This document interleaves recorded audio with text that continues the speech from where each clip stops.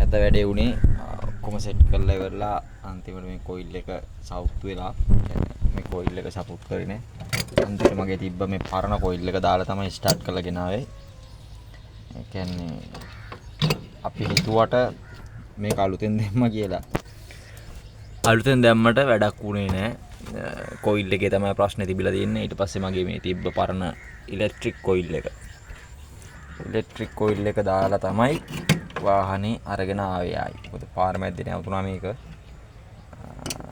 ඒක එක ෆෝල්ට් එනවා. ඉතින් වාහන හදද්දි අලුතෙන් බඩු දැම්මමත් සමාට වැඩක් නැති වෙනවා. ඒ කියන්නේ අපිට කාබ්ලේටරේ අලුතෙන් දාපු එක වැඩක් නැහැ කියලා කියන්න බෑ. මෙන්න මේ කොයිල් පැක් කොයිල් බෝතල් කොයිල් එකකින් තමයි ඉතින් අපිට එදා ඒකේ ෆෝල්ට් එකක් හින්දා තමයි වාහනේ නැවතුනේ. අපි try කරා ඊට පස්සේ මේ ගොඩක් රත් වෙලා තිබ්බා. අපි මේකට ඉස්සර රෙදි කැල්ලක් පොංගෝලා මේ තෙම තියන් හිටියා. ඒත් හරි ගියේ නෑ. ඊට පස්සේ මගේ පරණ කොයිල් එක මම ගෙදර ඇවිල්ලා වාහනේ අයිනක දාලා මේ කොයිල් එක හයි කරගෙන අරන් ආවා. ඊට පස්සේ ප්‍රශ්නයක් නැහැ හිමීට අරගෙන ආවා. දැන් ඉතින් මේකේ ඉලෙක්ට්‍රීෂියන් කෙනෙක් ගාවට දාන්න ඕනේ වාහනේ මේකේ වයරින් එක ඉවර කරන්න. සීට් සෙට් එකත් කුෂන් කරලා තියෙන්නේ.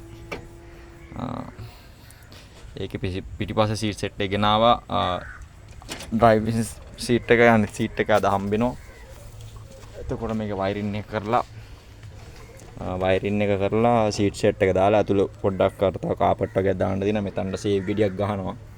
සේව් ගෙඩියක් ගේනවා. දැන් ඊට අනිතර ඒක හම්බෙන ඒක ගහලා සේව් බ්‍රේක් මේකට හයි කරනවා. ඒතර මේක කම්ප්ලීට් වාහනයක් කරන්න හිතන් ඉන්නේ. හිතලා සාමාන්‍යයෙන් ඉතින් ඔය හොඳ ගානකට ආවොත් දෙන ඒ හැරෙන්න නැත්නම් ඉතින් මම තියා ගන්නවා මේක.